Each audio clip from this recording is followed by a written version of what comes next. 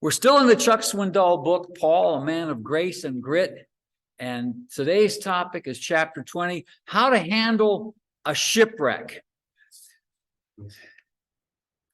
By way of review, Paul just finished his conversations with Agrippa and Bernice and Festus and Felix. And we use this verse where Paul had to revere Christ as Lord. When he started going and defending the faith in front of both Jew, Agrippa, and Gentile, Festus, he was faced with the issue where the Romans would let any kind of religion go on as long as you could declare Caesar is Lord.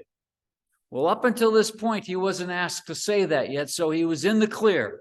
So far, he's been leveraging his Roman citizenship to avoid imprisonment, to avoid shackles, to avoid flogging. But that's going to quit after a little bit. So revere Christ as Lord. Then you see, always be prepared.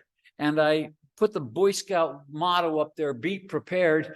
But I'm going to put a little twist on that, because be prepared, if you're packing for a camping trip or something like that, that's an active verb.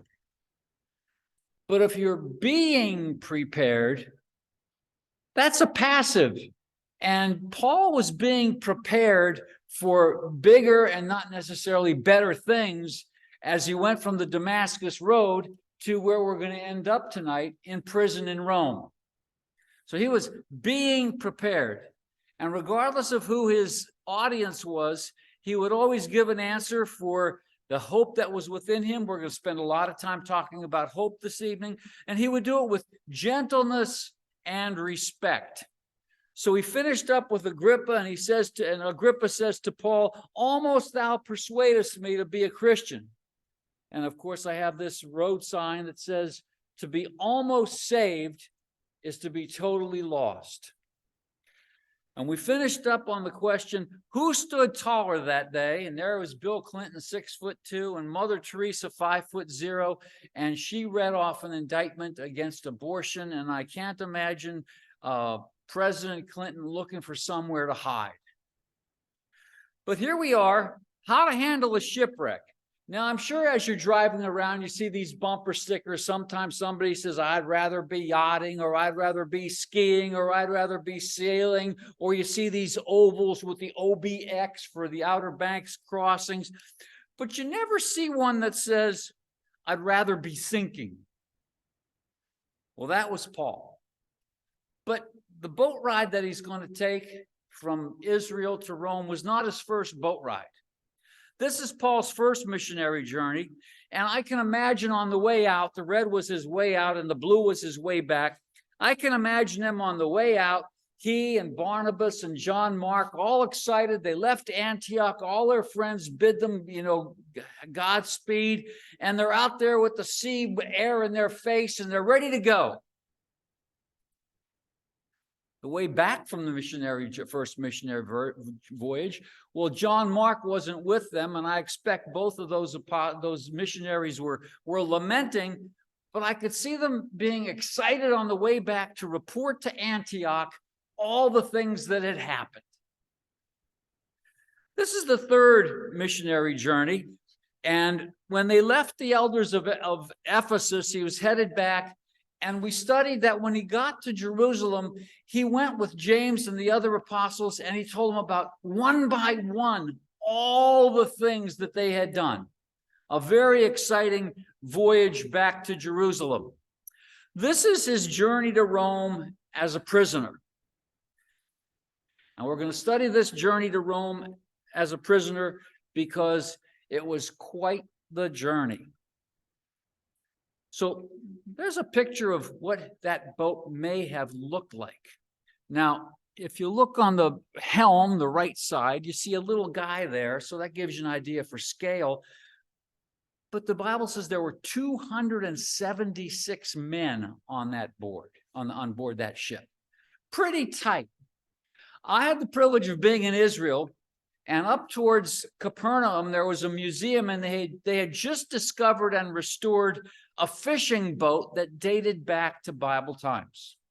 They weren't claiming that it was the boat that the apostles were on, but archaeologically it was an accurate and it was an authentic Bible era boat. And I'm picturing 13 guys on that boat, the 12 apostles and Jesus. There was no more extra room. I can't imagine that thing even staying afloat. But there they were on this boat, 276 men. I keep saying boat, the difference between a boat and a ship. A ship is seaworthy. A boat is not. So there you see that same ship. Then you can see where they got into the storm, and ultimately the ship gets destroyed. That's the topic that we're going to be covering this evening, how to handle a shipwreck. Keeping in mind that only Paul of the 276 guys had a promise that he was going to get to Rome alive. Everybody else, not so much. So there's another near shipwreck in the Bible. Anybody want to name it for me? Another shipwreck in the Bible, Old Testament. Jonah, yes. So here we have Jonah. But the Lord hurled a great wind upon the sea, and there was a mighty tempest on the sea, so that the ship threatened to break up. Then the mariners were afraid, and each cried out to his lowercase g, God. And we're going to see that the mariners changed. And my supposition will be that the 276 guys that survived that shipwreck, my guess is that their lives have changed too. So the mariners were afraid, and each cried out to his God, and they hurled the cargo that was in the ship into the sea to lighten it for them. But Jonah had gone down into the inner part of the ship and had lain down and was fast asleep. Therefore, I skipped a few verses ahead. They've already tried their best to row. And they said, therefore, they called out to the Lord. This is Old Testament. And when you see that convention in an English Bible where the word Lord is all capitals, that's Yahweh.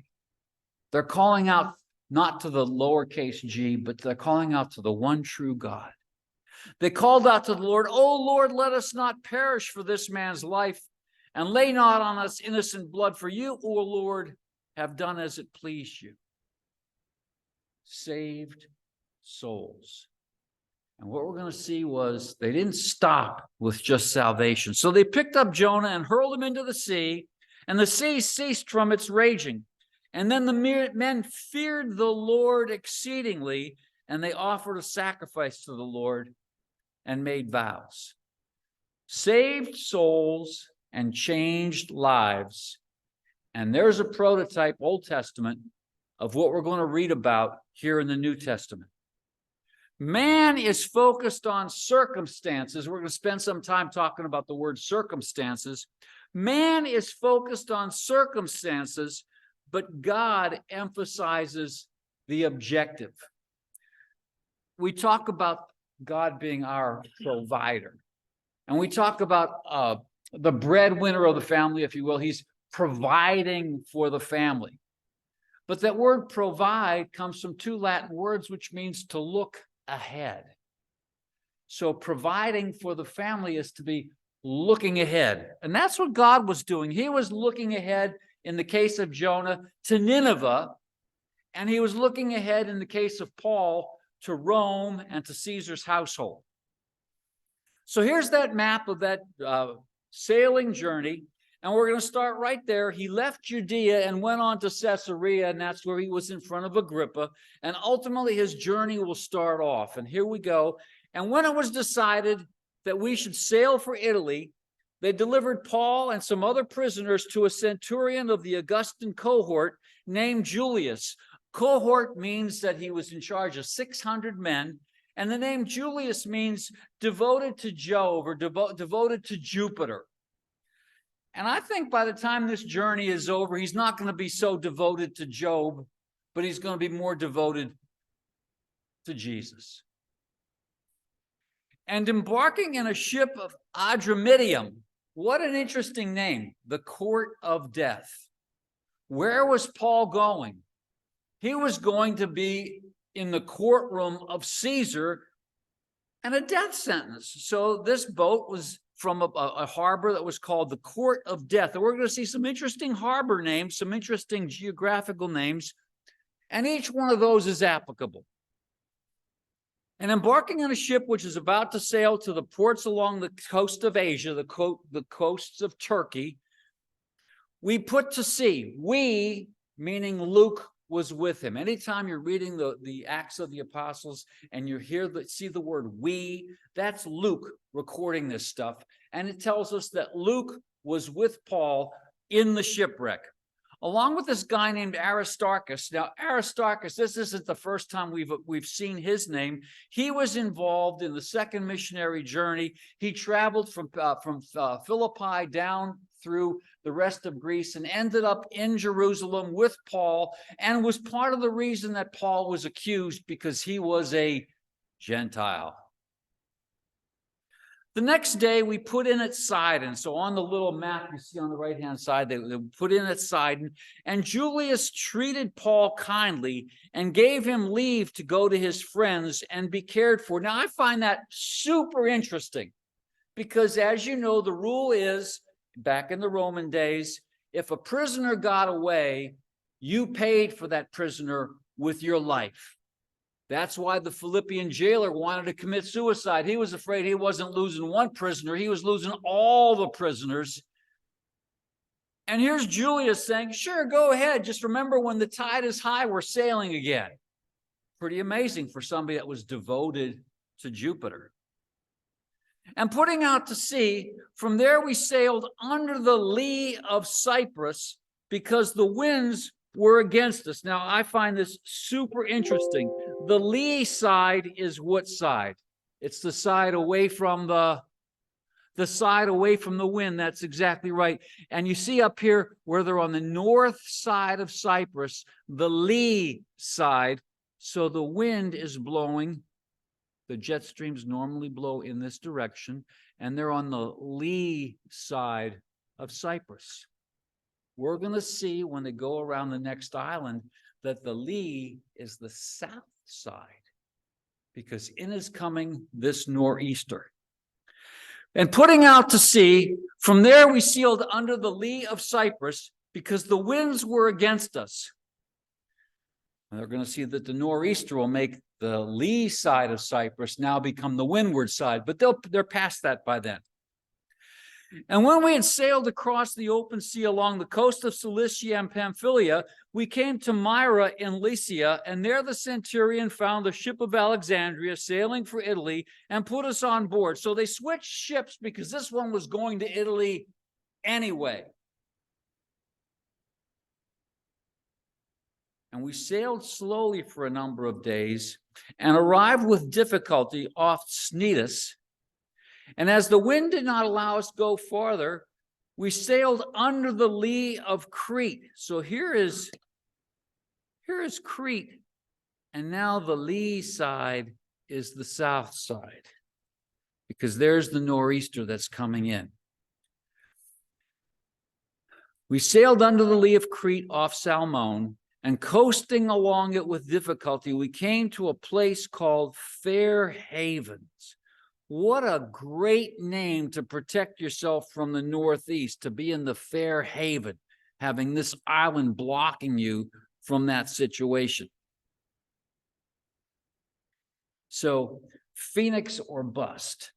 They said, we don't like this harbor. Let's just go on a little bit more over to Phoenix because it's a better place to settle in for the wintertime. So Phoenix or bust.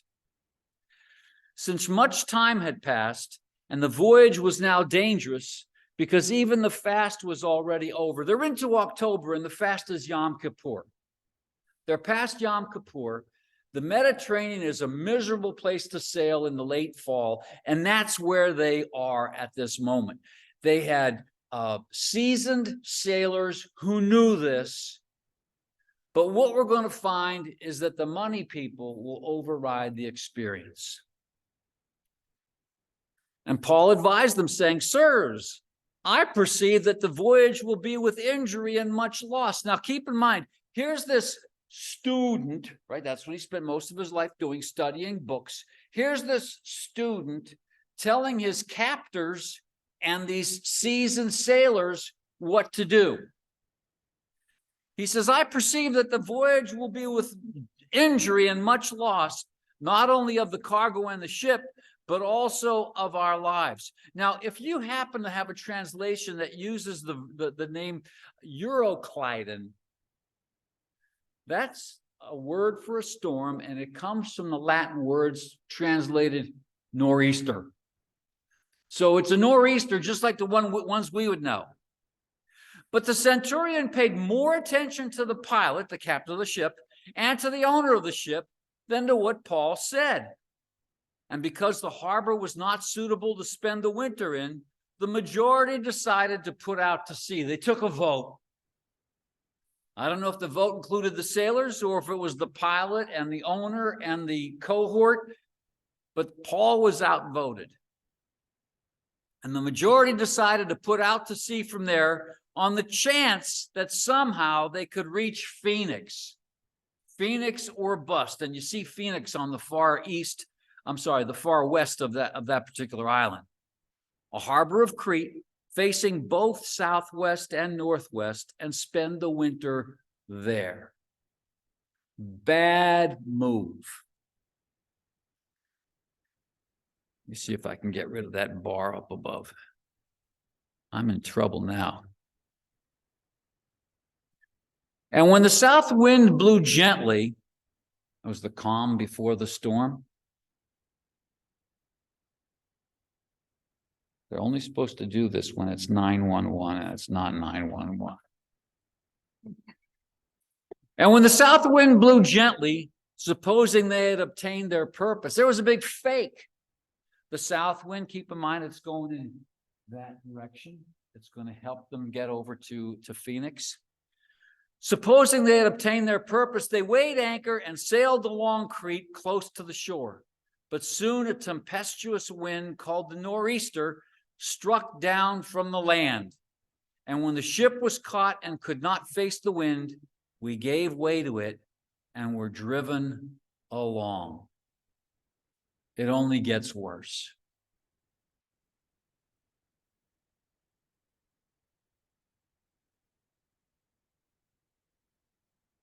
So that's the original map we've been following. And there's an artist's rendition because they had no clue where they were.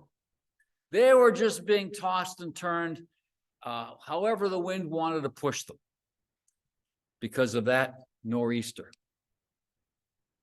Now, to put things into perspective, this was the nor'easter from 2014 that inspired the book and the movie The Perfect Storm. And to give you an idea of how big this storm is, you see the arrow pointing to Florida. That's that little peninsula down towards the bottom. And if that doesn't help you, there are the Great Lakes.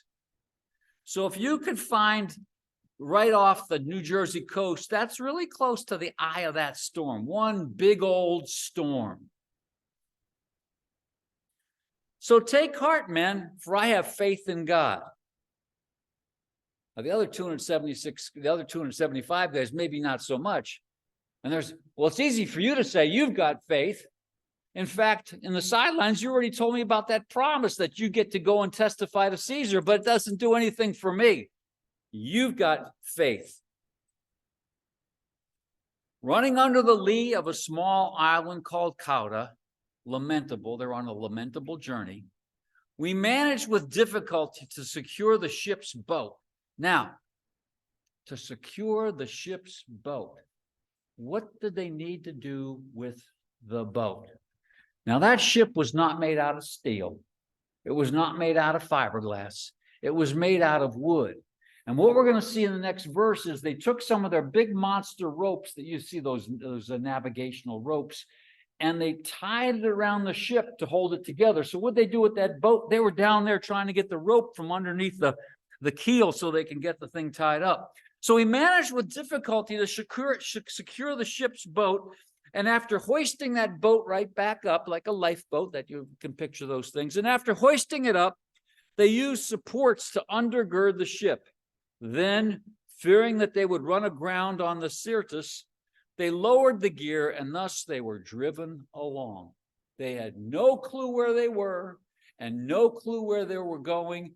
And we're going to see that all of their navigational aids were useless. Since we were violently storm-tossed, they began the next day to jettison the cargo, just like the boat that Jonah was on. They were throwing things overboard.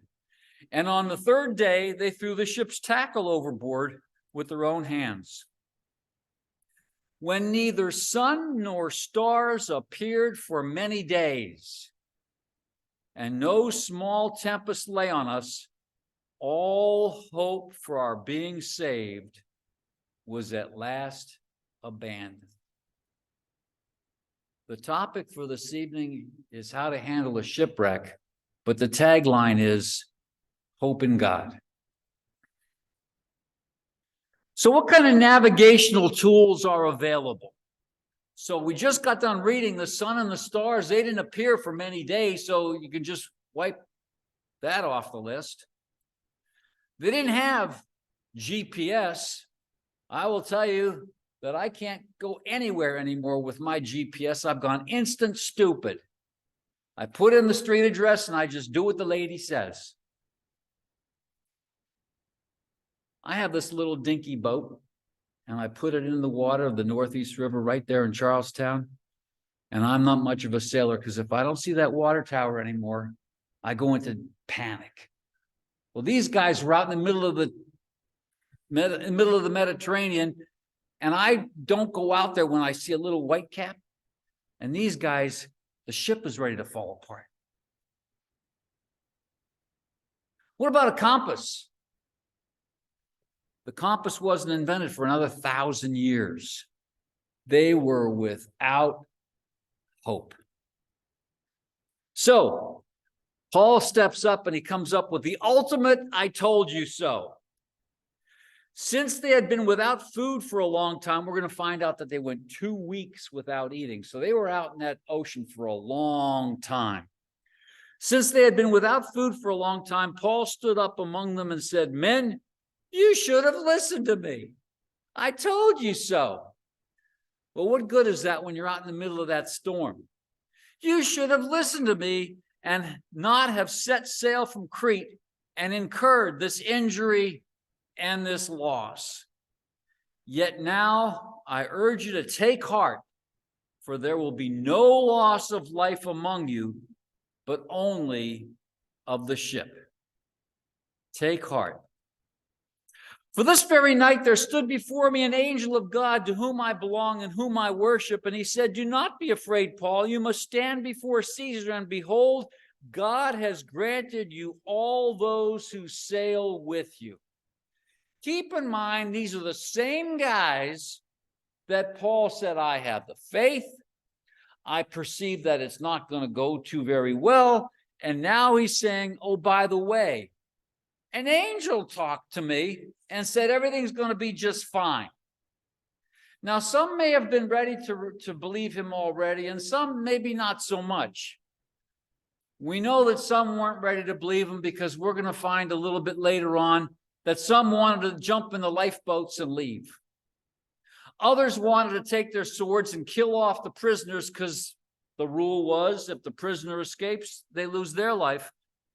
But Paul's being true, and he says, God has granted you all those who sail with you. So take heart. Second time he says that. So take heart, men, for I have faith in God. If there's any kind of testimony we have, it's take heart, for I have faith in God.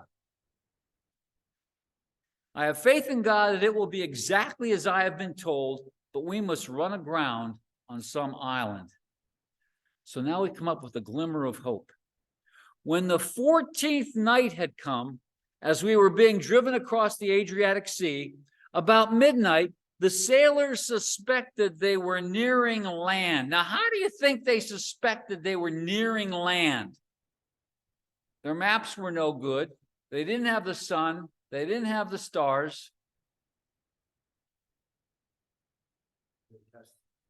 Oh, that comes in the next verse or so, but that comes after they had the sense. I think maybe they could smell land. The Bible doesn't say what it is, but I think maybe they could smell the difference between the salt air and what could have been coming off that island.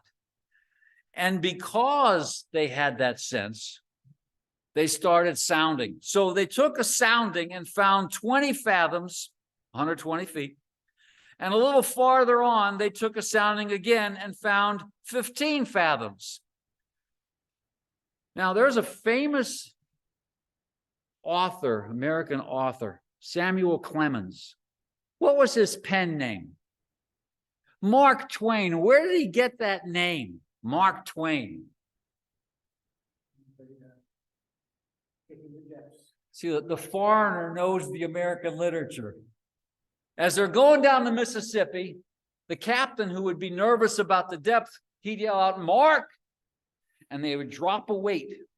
And every 6 feet, there would be a knot or a slug or something on there. And they would drop the weight because if it wasn't super heavy, the current would take the thing, they'd get a false reading because it'd be on an angle.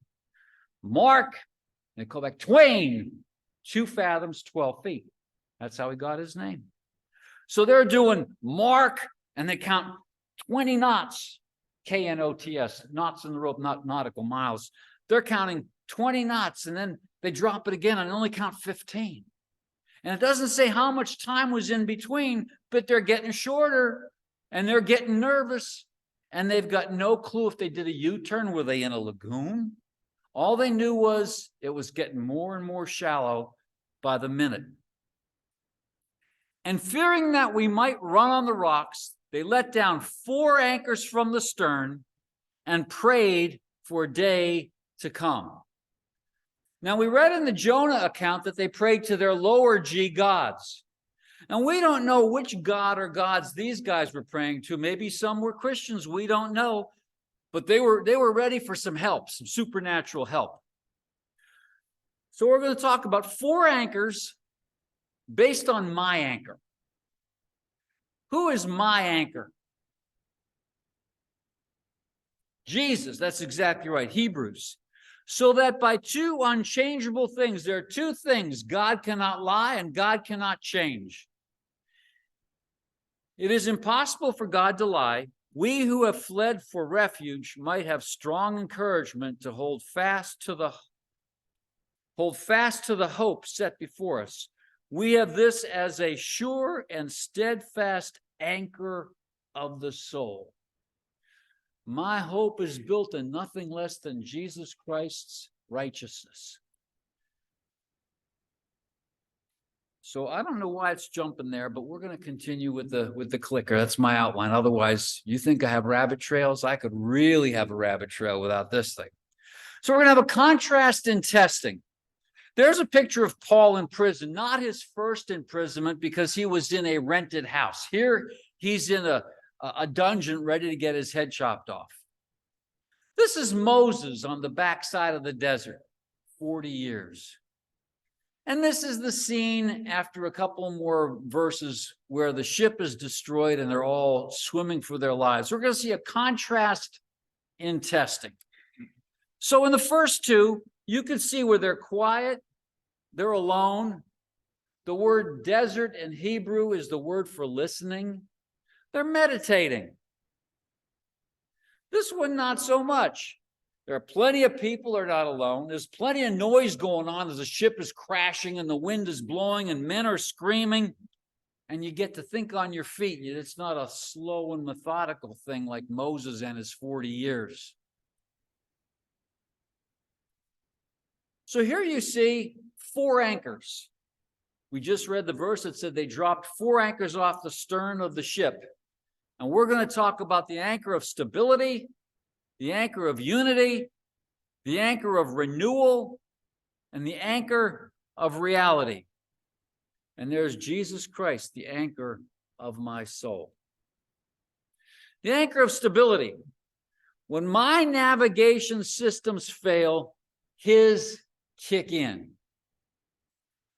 When neither sun nor stars appeared for many days, and no small tempest lay on us, all hope of our being saved was at last abandoned, since they had been without food for a long time. We're going to take that verse, those 2 verses, and we're going to see Jesus in those 2 verses time and time again. So when neither sun nor stars appeared for many days. There was no small tempest, and our hope of being saved was abandoned, since they had been without food for a long time. So here we see when neither sun, and Jesus said, I am the light of the world. He that follows me shall not walk in darkness, but shall have the light of life. The good news about the light of Jesus is it doesn't go down at dusk. Some of my more tormentous times have been in the middle of the night. You know, the Bible says that joy comes in the morning. Well, before that dawn comes, I've done quite a few wrestling matches. But Jesus gives us this promise. He says, I am the light of the world. The sun nor the stars appeared for many days, and he says, I am the root and the offspring of David, the bright and morning star. The morning star is sometimes what they call Venus, and he appears before the dawn. And Jesus can appear to us before the natural solution comes up. He's my bright and morning star.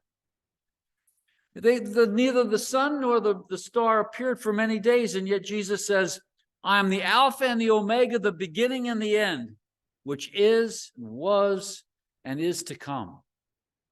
When Moses said to the bush, he said, who shall I say sent me? Tell him that I am, not I was, I will be. It's all of the above. I am. You read John's gospel and you're going to see I am again and again and again. I am the bread of life. I am the resurrection and the life. I am the way, the truth, and the life, etc.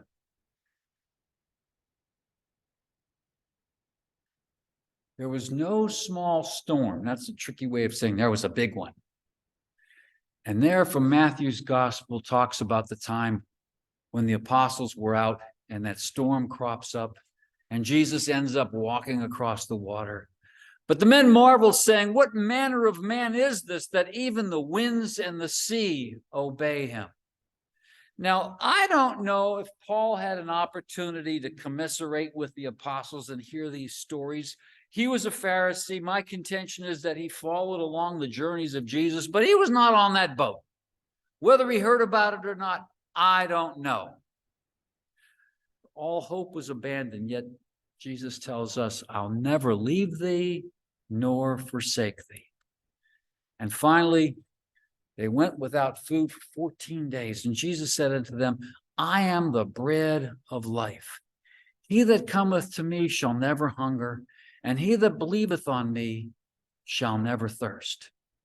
In those two verses, we've seen Jesus again and again and again, and we see his promises there. So, we've talked about the anchor of stability. The anchor of stability can be shared with the next guy. What did Paul say? He said, take heart. I have faith in God. He says, take heart. We see that twice. There'll be no loss of life among you, but only of the ship. For I have faith in God. That's the anchor of stability. We live in a crazy world these days. You look at just any one day's worth of news, and you'll agree with me. If anybody has reason to have stability in their life, it's the Christian. This is Isaiah 43. After we read Isaiah 43, we're going to take a break, and I'm going to turn the lights on. But now thus says the Lord, he who created you, O Jacob, he who formed you, O Israel. Keep in mind that particular individual, Jacob, and his name was changed to Israel. Whenever Jacob is on his earthly side, his old nature side, the Bible refers to him as Jacob. Whenever he's on his godly new nature side, the Bible refers to him as Israel. So you're seeing here, he was created, old nature, and he was formed, new nature. In the second hour, if the clock behaves, we're going to learn Paul saying that he learned to be content. That tells me that up front, not so much. He learned to be content. So, but now thus says the Lord, he who created you, O Jacob, he who formed you or taught you, O Israel, fear not, for I have redeemed you. I have called you by name. You are mine. I've called you by name, Mary. I've called you by name, Bob. You are mine. When you pass through the waters in that Mediterranean Sea, when you pass through the waters, I will be with you, and through the rivers, they shall not overwhelm you. And when you walk through the fire, Shadrach, Meshach, and Abednego, you shall not be burned, and the flame shall not consume you. Keep in mind, Isaiah wrote this several years before Shadrach, Meshach, and Abednego got to stand before Nebuchadnezzar. So we've talked the anchor of stability. We're going to get now into the anchor of unity. And the counter to that is, there are 6 things doth the Lord hate. And the 7th was, and he that soweth discord among the brethren. We're going to talk about the anchor of unity. And you've seen this quote before. This is Ben Franklin. He says, we must indeed all hang together, or most assuredly, we shall all hang separately. The anchor of unity. And as the sailors were seeking to escape from the ship, keep in mind, he just got done saying, an angel told me that we're all going to live. But these sailors didn't believe it. And as the sailors were seeking to escape from the ship and had lowered the ship's boat into the sea under the pretense of laying out anchors from the bow, Paul said to the centurion and the soldiers, unless these men stay in the ship, you cannot be saved. So think of the different players there. You've got the prisoners. The Bible doesn't say how many, it uses the word several. We know that 3 of them are Paul and Luke and Antarchus. You have the sailors. The Bible doesn't say how many of those. And we have the soldiers. Now, the soldiers, they're paying attention to the prisoners. And I don't think the soldiers are too very excited about jumping into the water because they've got all this metal. And I don't think the swimming would do too well, especially if they got a great big broadsword and they've got a shield, got armor. But these sailors, they said, we know how to get out of here. We're just going to cut bait. We're going to get out of here. Paul said to the centurion and the soldiers, unless these men stay in the ship, you cannot be saved. And then the soldiers cut away the ropes of the ship's boat and let it go. Imagine those sailors. There goes that boat just bobbing on down. And they're the guys that know all about the sea. So there's a picture of that Roman boat. If you look at it real hard, you can see the 4 lines that go to the anchors. And in the background, you could see the island. Well, I don't know if they could see the island, but they knew that the depth just went from 120 feet to 90 feet, and it's going to get interesting very quickly. So, the opposite to unity, I had the last verse here already. There are 6 things that the Lord hates, 7 that are an abomination to him. Haughty eyes, lying tongue, hands that shed innocent blood, a heart that devises wicked plans, feet that make haste to run to evil, and a false witness who breathes out lies, and one who sows discord among the brethren.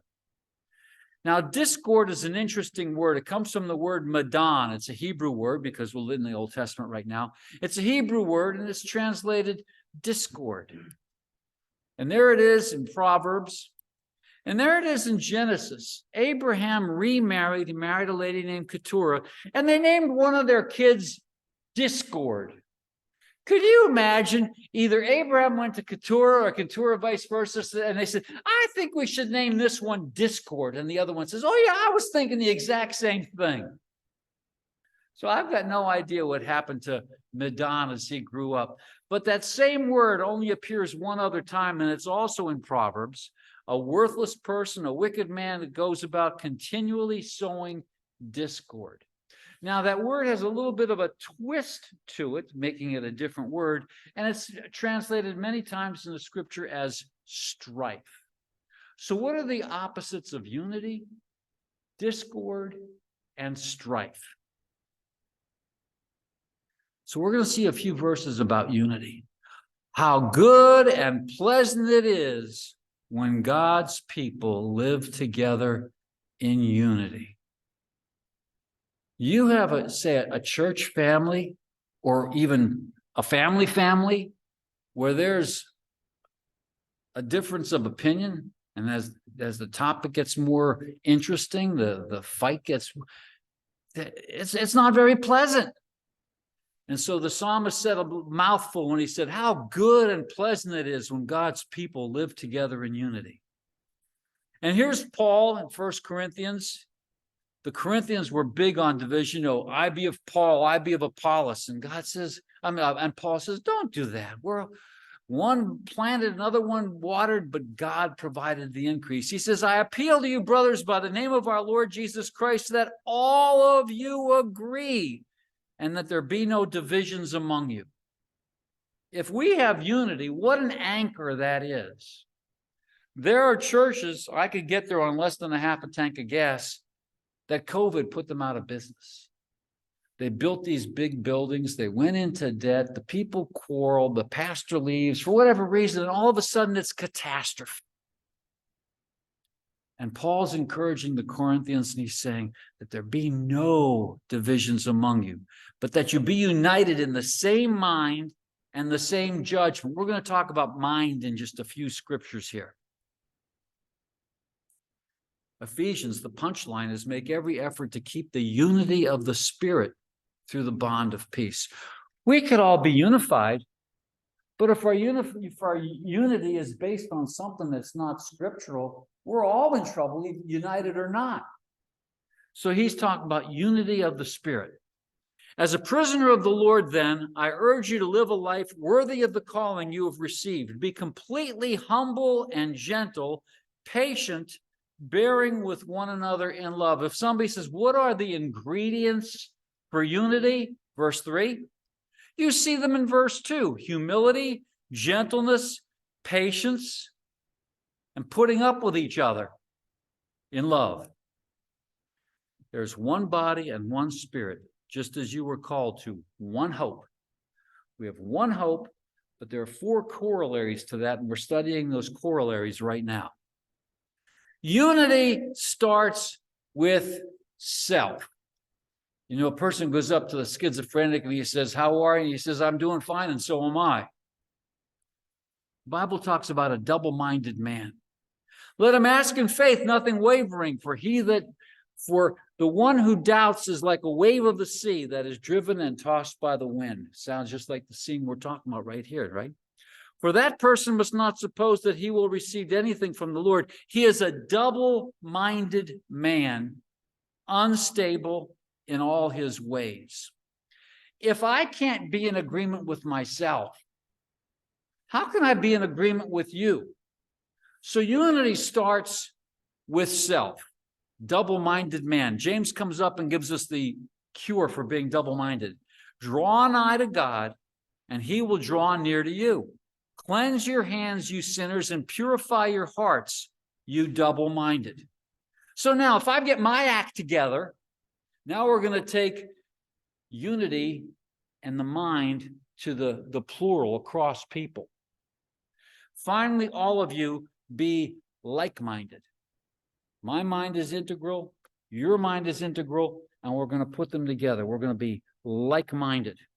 Finally, all of you be like-minded, be sympathetic, love one another, be compassionate and humble. You see those same ingredients tossed out a different way. So now we're going to take a look at the anchor of renewal. Now, don't get spiritual on me and think about renewal as the modern word for revival meetings. That's not what this is talking about. As day was about to dawn, Paul urged them all to take some food, saying, today is the 14th day that you have continued in suspense and without food, having taken nothing. For it will give you strength, for not a hair is to perish from the head of any of you. Now, I will tell you, I'm an emotional eater. If somebody comes to me and he says something simple like, I had a flat tire, I can consume a hot dog without even thinking about it. It just disappears. Other people go the other way. If there's stress, they don't eat. And so Paul is saying to these guys, if you think you're going to swim to shore, you better have something in your belly, because otherwise you're not going to make it. When Jonathan was out fighting and Saul said, if anybody eats anything before dark, they're going to die. So what did Jonathan do? He came back from his battle and he saw some honey, and he ate some honey, and the Bible says it enlightened his eyes. It renewed him. Well, he had hell to pay when he came back to the camp, because Saul had made that promise, and it was his own son that violated his edict. Pretty foolish edict. The good news is the other soldiers saved Jonathan, but the point of the matter was Jonathan got renewed by taking care of the body. We're body, soul, and spirit, and each one has to be fed. My first pastor would talk about this guy that had two dogs, the white dog and a black dog. And he would feed the white dog, and he would pet it, and he would love on it. And he pretty much ignored the black dog. And somehow the two dogs got out of their cages and they fought with each other. And guess which one won? The white dog. It was refreshed. The white dog is my new nature. My black dog is my old nature. Whichever nature you feed is going to be the nature that wins. And when he had said these things, he took bread and giving thanks to God. Now keep in mind, they haven't eaten for 14 days. He pulls out this big Amoroso's roll. He doesn't give it off. They pray first. And there may have been people on that ship that was the first time they ever heard anybody pray before a meal. May have been the first time they heard somebody pray to the one and true God. But he took time out and he gave thanks to God in the presence of all, and he broke it and they began to eat. And they were all encouraged. And they ate some food themselves, all 276 of them. And when they had eaten enough, they lightened the ship, throwing out the wheat into the sea. They were told the ship's going to wreck. There's no need for this food because we're all swimming for our lives. Back to that page from Jonah. We're not going to read these verses again, but saved souls lead to saved lives. And I'm going to venture to say that none of those 276 men were the same after they got to that island. So now we're going to talk about the anchor of reality. Now, those guys were facing reality. But striking a reef, they ran the vessel aground. The bow struck and remained immovable, and the stern was being broken up by the surf. And the soldiers' plan was to kill the prisoners, lest any should swim away and escape. But the centurion, wishing to save Paul, kept them from carrying out their plan. See, not everybody was totally convinced just yet. And he ordered those who could swim to jump overboard first and make for the land, and the rest on planks and on pieces of the ship.